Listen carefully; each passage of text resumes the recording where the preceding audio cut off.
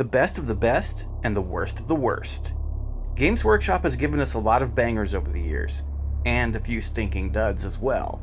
So I thought it would be fun to look at just which ones rise to the top and which ones sink to the bottom when it comes to the currently available range. And today, we're looking at characters. It can be a special character or the generic HQ models of a particular faction, but I won't be including Primarchs or vehicles of any kind, and I won't be trashing on old models that are sorely in need of a resculpt and massively out of date.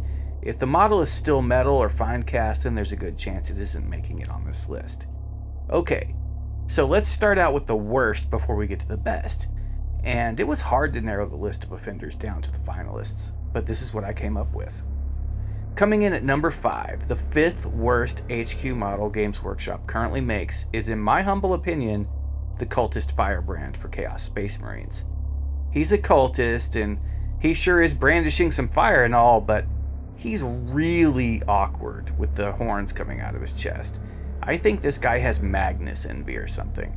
It was also cooler when he was a unit upgrade, but now making him his own unit and charging full character price for this guy is wonky. He's just not a good pose, a weird sculpt, and is trying way too hard to be Magnus. But he does have a couple of redeeming qualities, as he does at least look scarily evil and like he's indoctrinated in a cult. Number 4. Okay, so the 4th worst offender character model currently available is the Dark Elder Archon. This thing just screams awkwardness. Such a terrible, silly, just completely unrealistic pose. Nobody would ever stand like that. Ever. And it makes it a hard model to paint too, I'm guessing. Never painted one myself. But the older Archon that this replaced, the one with the cube in its hand and the helmet that looked like it was made out of a still living demon or something, yeah, that one was insanely cool. This current Archon is so awful that it has kept me from building a Drukhari army multiple times. I just can't justify this being my main guy, representing my faction, on the tabletop. And with the Court of the Archon being essentially discontinued, that just salts the wound. But yeah, I can't stand this model and can't wait for it to be replaced. Hopefully with something totally evil and cool looking.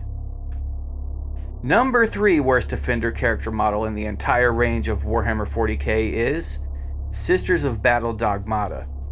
She's just plain lame. What a derpy model. I cannot emphasize just how much I hate this thing. I get what they were going for, but it just rubs me the wrong way in every way, which is really hard to do with nuns with guns. I love this faction and literally have a ton of Sisters models. Started collecting them in 3rd when they got a few metal minis added to their range, but they were still mostly obscure and you had to find them on eBay. What a shame I sold those off 15 years ago or so now. But there's no excuse for this Dogmata. It just plain sucks. I would put it at number 1, honestly, if the other two didn't just suck way harder and totally blow this one's suckage out of the water. And what am I talking about? What could suck worse than this? Well, number 2. The 2nd worst model in the entirety of Warhammer 40K is something so dumb, so corny, silly, and weird, it looks like something a kindergarten teacher would sculpt when demonstrating to the class how to use clay. This model is total garbage in my opinion, and that is Porticulous Slimeix. This guy is just straight up dumb as hell. I swear this is based on a claymation I saw on Nickelodeon when I was like 7. It is really, really bad. The eye stalks on the giant snail, are you kidding me? This thing's an abomination, and whoever's responsible for it needs to be taken out behind the shed and... I mean, for this to exist and yet Karandras, the Phoenix Lord of the Striking Scorpions, to be completely forgotten for 31 years? Yeah, this is total BS. Games Workshop, what are you thinking? I put this up there with the dumbest minis that GW has ever made, going all the way back to 1st edition Warhammer Fantasy Battles. Yes, this is just awful on a level that makes me gag, then second guess if Warhammer is for me anymore. Okay, now the number 1 worst character miniature in the range is a double dose of suckage, and it was anticipated for a long, long time. The community really wanted to see this guy get the ultimate glow up, but what we got was possibly the single worst miniature the Games Workshop has ever made. Hands down, without a doubt, This is worse than the old metal female space marines. This is worse than anything that ever came out of Fantasy Battles, and there were some serious eyesores. Inquisitor Torquemada Cotiaz and his Cyber Eagle are collectively the #1 worst miniature of all time. How this happened, who oversaw this, and what they were thinking will forever be a question gnawing at the back of my mind. I can't even talk myself into liking a single thing about it. From the massive overuse of purity seals to the point where they're sealed over fur, to the absolutely chungus pants this guy's wearing, to the pose, the derpy face, the weirdly proportioned chest, the eagle no longer on his arm but somehow soaring and crashing into a rock. It all sucks so bad that I want to gouge my eyes out when I see it. I want to write Games Workshop some strongly worded emails about this. Oh wait, I did. But I didn't fully tell them what I think of Cotiaz, as they did ban me for like a decade. I was on the official block list, but eventually that just went away. But if I wasn't so deeply entrenched into Warhammer 40K and its lore, if I hadn't spent thousands of dollars on minis over the 38 years I've been buying their products, I might just call this Cotiaz mini a deal breaker. It is worse than a terrible execution of one of the greatest characters. It is an offense to everything I hold sacred. If Porticulous Slimeix beats you and you suck worse than him, there is something very, very wrong with you. GW pulled the Space Wolves helmets for Horus Heresy, the ones that look like wolf heads, but they won't pull this guy?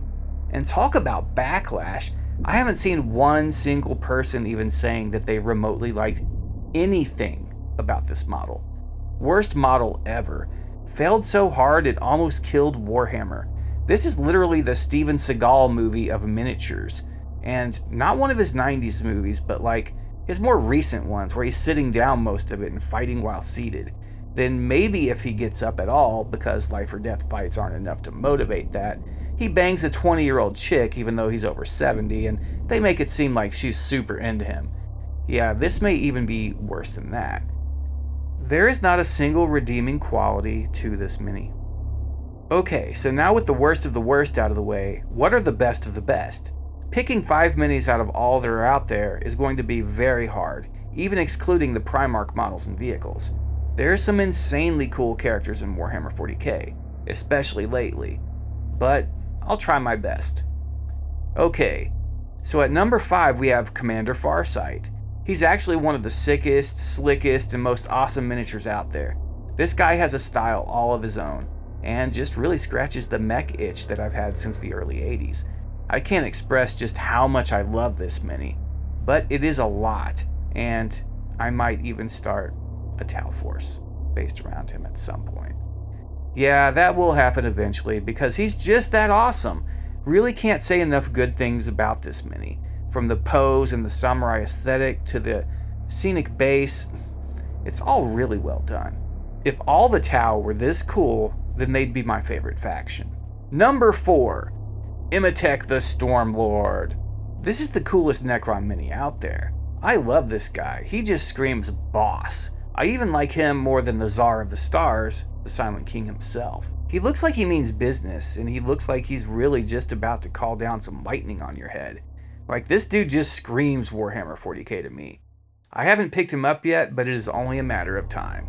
I really need some of the other Necron characters to get the treatment they gave IMC, though.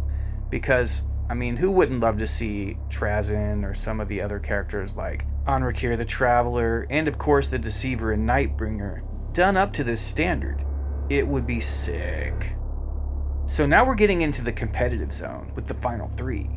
So, number 3. This one is one of my favorite characters in the setting, and I'm glad he got a glow up recently, as the old metal one was shorter than a plastic Cadian, but the new one, well, he's absolutely gorgeous. Azrael, Supreme Grand Master of the Dark Angels. Yeah, he's terrific. Dark Angels are one of the armies I built in 4th edition, and I had like 4,000 points of them, but sold them off on eBay in 2009 or so. Somehow I still have the Watcher in the Dark from that era, and he's cool and all, but the new mini just totally smokes the old one. And it was one of those minis that had been around since 2nd edition as well, and really needed it. so glad to see Azrael get the model he deserves. Such a great miniature, such a great character. I can't wait to paint mine. He's been primed for a while now, but life keeps getting in the way. Number 2. Okay, I personally feel that this one should be a tie between two of the returned Phoenix Lords, but I'm only going to pick one. So, Asurman, the Hand of Asurian. This miniature is absolutely perfect. If you love Eldar and Aspect Warriors like I do, then you've been waiting for a long time for a proper set of Phoenix Lord minis. I do remember that with the old ones, around 2000 to 2003 or so, you could get all of them in one box for quite a good discount. It was just called the Phoenix Lords. But I only saw that box once at Games of Berkeley, though it was on the website for a long time as well. Shame they don't do that for the new plastic kids. And yes, the new Phoenix Lord Lycus is really cool, but where's Karandras, my favorite?